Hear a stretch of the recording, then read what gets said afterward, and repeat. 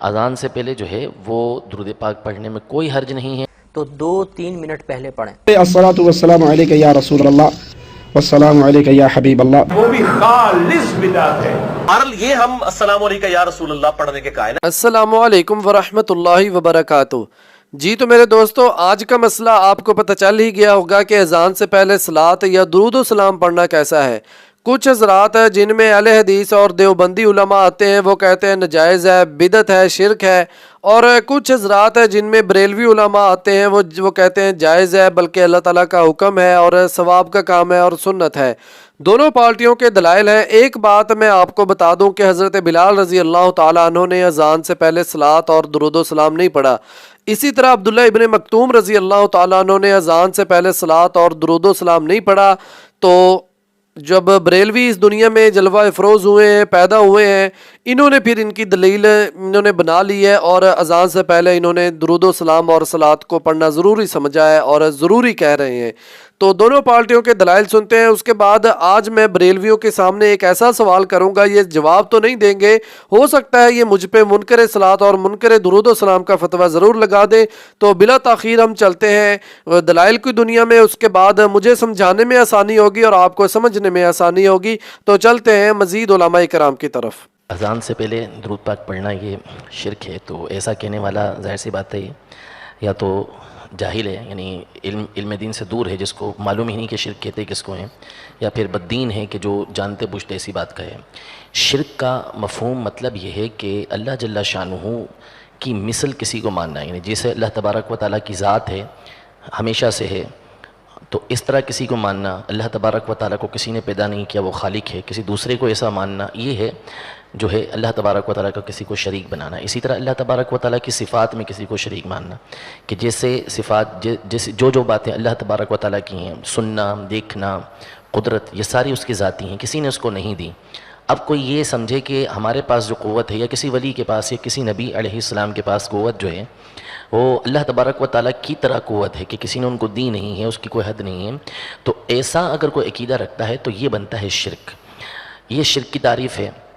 اب اس کو سامنے رکھ کے جو ہے کوئی بتا دے کہ اذان سے پہلے درود پاک پڑھنے میں کون کس طریقے سے کسی شخصیت کو اللہ تبارک و تعالیٰ کے جیسا مان رہا ہے، اللہ تبارک و تعالیٰ کی مثل مان رہا ہے، تو بالکل واضح اور ظاہری بات ہے کہ اس کو شرک کہنا، یہ شرک کی تعریف سے نابلد یعنی نہ جاننے والا ہونا ہے، اور یہ بات جو ہے وہ کوئی علم والا شخص یہ نہیں کہہ سکتا۔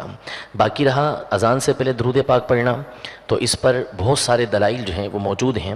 قرآن پاک میں اللہ رب العزت جل وعلا نے یہ ارشاد فرمایا ہے کہ یا ایھا الذین آمنوا صلوا علیہ وسلموا تسلیما، کہ اے ایمان والو اس غیب بتانے والے پر درود بھیجو اور خوب سلام بھیجو۔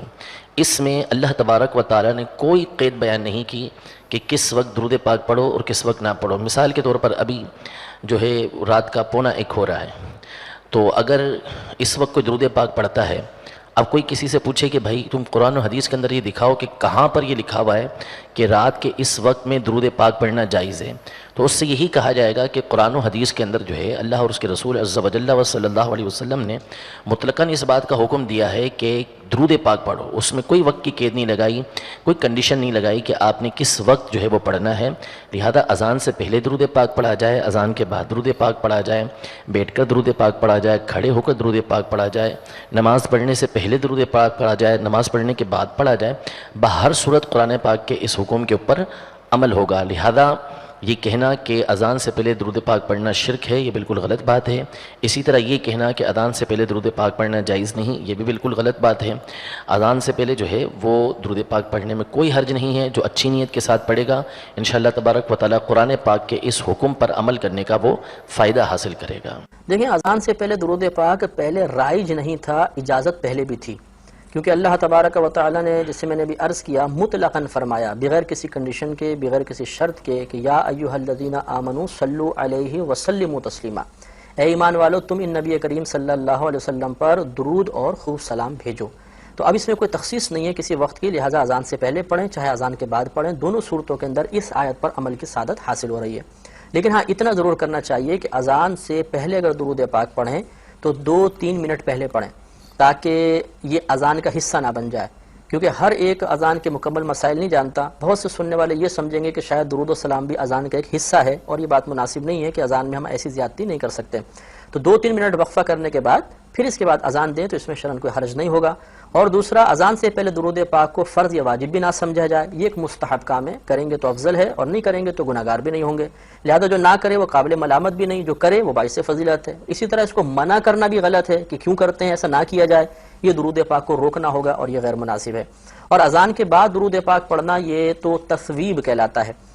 فقہا کی اصطلاح میں تصویب کا مطلب یہ ہوتا ہے کہ اذان کے بعد کوئی ایسی بات کہنا جس سے جماعت کی طرف لوگوں کا ذہن مائل ہو جائے، جماعت یاد آ جائے، اس کو تصویب کہتے ہیں.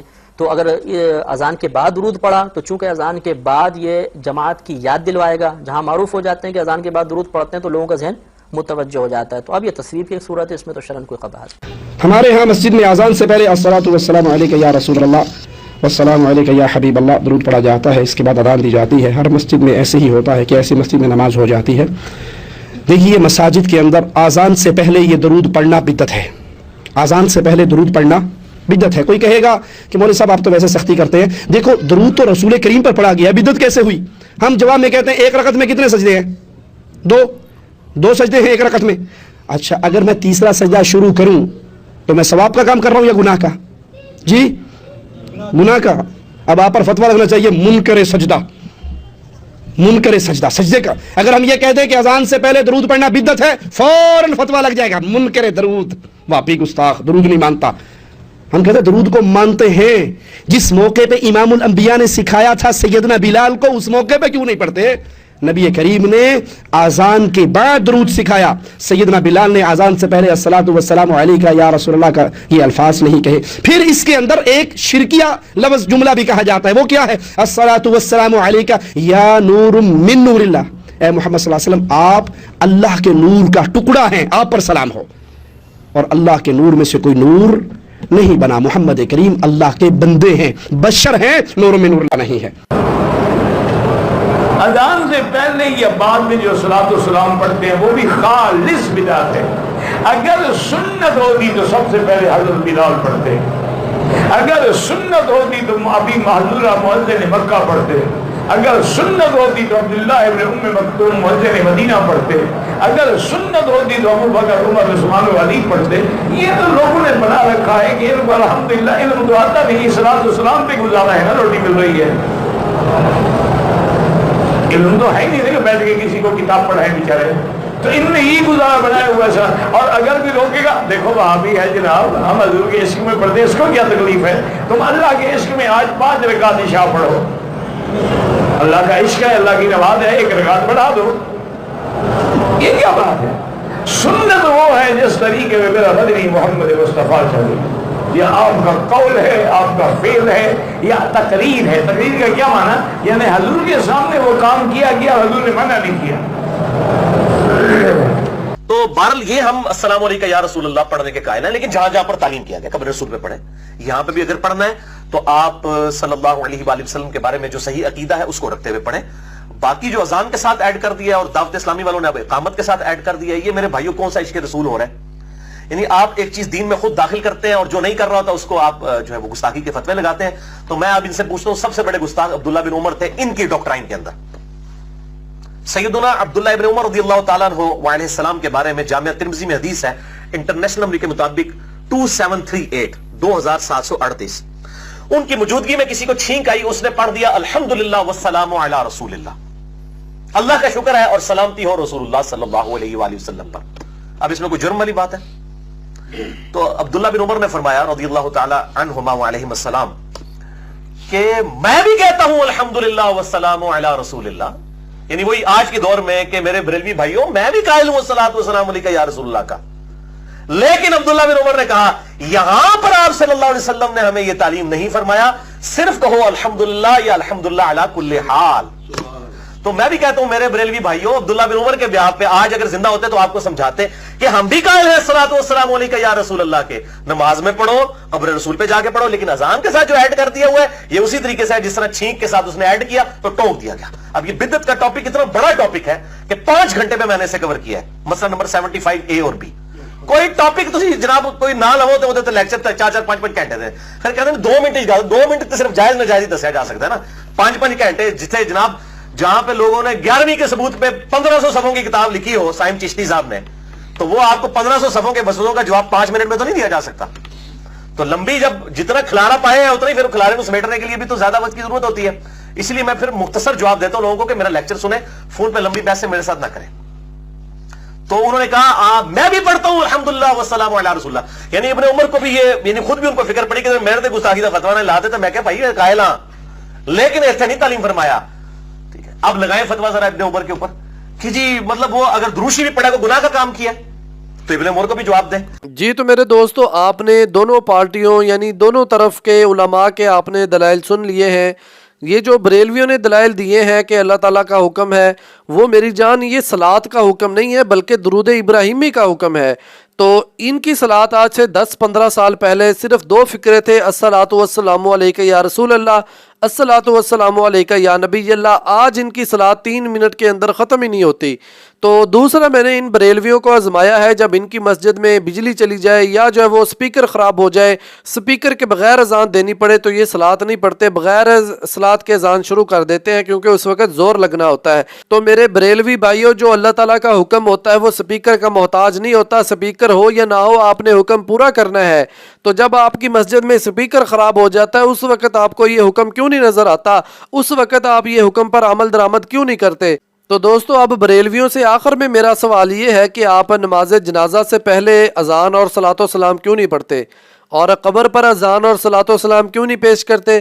نماز عید میں اتنا بڑا مجمع ہوتا ہے, جلسے سے بھی زیادہ مجمع ہوتا ہے, ایسے لوگ بھی وہاں پہ موجود ہوتے ہیں جو جمعہ کی نماز پڑھنے کے لیے مسجد کا رخ نہیں کرتے اور وہ عید کی نماز پڑھنے کے لیے عیدگاہ پہنچے ہوئے ہوتے ہیں. تو آپ کو وہاں پہ ڈبل اذان دینی چاہیے, وہاں پہ آپ کو ڈبل جو ہے وہ صلاۃ و سلام پیش کرنا چاہیے.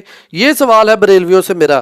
انہوں نے سوال کا جواب نہیں دینا, اور ان کے جو ہے وہ تھوڑے سے جھالے مولوی کہہ لیں یا جذباتی مولوی کہہ لیں, انہوں نے فتویٰ یہ لگا دینا کہ یہ بندہ یا یہ مولوی جو ہے وہ منکر صلاۃ ہو گیا, منکر درود و سلام ہے. نہ جانے کون کون سے فتوے آئیں گے.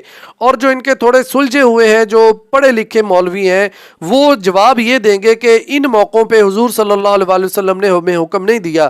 تو بھائی جب ان موقعوں پہ ہمیں حضور صلی اللہ علیہ وسلم نے حکم نہیں دیا تو فجر کی اذان سے پہلے صلاۃ پڑھنے کا حکم دیا حضور صلی اللہ علیہ وسلم نے, یا جو ہے وہ ظہر کی اذان سے پہلے ہمیں حضور صلی اللہ علیہ وسلم نے حکم دیا ہے؟ نہیں بھائی, کسی نماز یعنی کسی اذان سے پہلے ہمیں جو ہے وہ حضور صلی اللہ علیہ وسلم نے حکم نہیں دیا. حضرت بلال رضی اللہ تعالیٰ عنہ نے اذان سے پہلے صلاۃ نہیں پڑھی. عبداللہ ابن مکتوم رضی اللہ تعالیٰ عنہ نے یا کسی اور صحابی سے ثابت نہیں ہے کہ انہوں نے اپنی اقتداء میں یا جو ہے وہ اپنے کسی مؤذن کو حکم دیا ہو کہ اذان سے پہلے صلاۃ پڑھو. تو دوستو میری بات کا مقصد یہ نہیں ہے کہ آپ درود و سلام نہ پڑھیں, بلکہ اللہ تعالیٰ کا حکم ہے یا ایھا الذین آمنوا صلوا علیہ وسلموا تسلیما. آپ درود پڑھیں, لیکن وہ درود پڑھیں جو حضور اللہ تعالیٰ نے ہمیں حکم دیا ہے.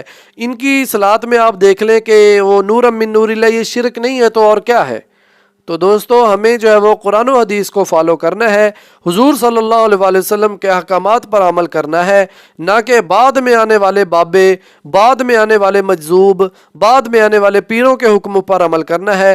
اگر ہم حضور صلی اللہ علیہ وسلم کے صراط مستقیم پر چلیں گے, ان کے بتائے ہوئے احکامات پر چلیں گے, تو ہم دنیا میں بھی کامیاب ہو جائیں گے اور آخرت میں بھی کامیاب ہو جائیں گے. تو دوستو روزانہ کی طرح آپ سے آج بھی یہی گزارش کروں گا کہ مسجد اقصی, فلسطین, غزہ, ان کے مجاہدین کے لیے دعا کریں کہ اللہ تعالیٰ ان کو جلد از جلد خصوصی آزادی عطا فرمائے.